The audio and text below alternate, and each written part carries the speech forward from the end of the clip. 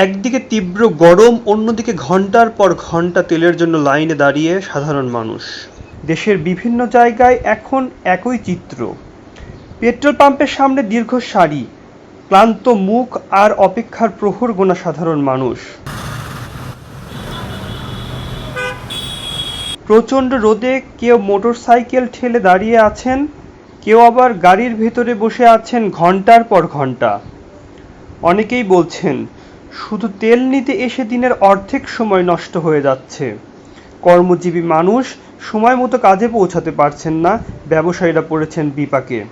আর সবচেয়ে বেশি কষ্টে আছেন রাইড শেয়ার করে যারা জীবিকা নির্বাহ করেন। মন্ত্রীরা বলছেন পর্যাপ্ত তেলের মজুদ আছে, কিন্তু বাস্তব চিত্র যেন সম্পূর্ণ ভিন্ন। কোথাও কোথাও প্রায় 10 থেকে 12 ঘন্টা অপেক্ষার পরেও অনেকে তেল পাচ্ছেন না। এতে সাধারণ মানুষের মধ্যে বাড়ছে ক্ষোভ ও হতাশা।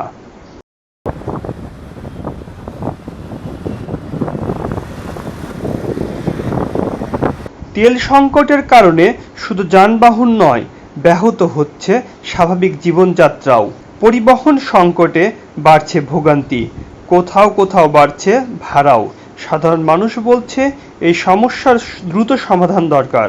প্রশ্ন উঠেছে, যদি পর্যাপ্ত মজুদ থেকেই থাকে তাহলে কেন এই দীর্ঘ লাইন?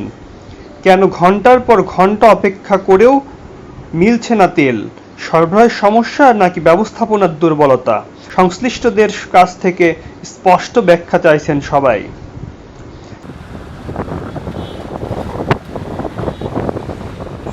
মানুষ এখন চায় একটাই জিনিস, স্বস্তি।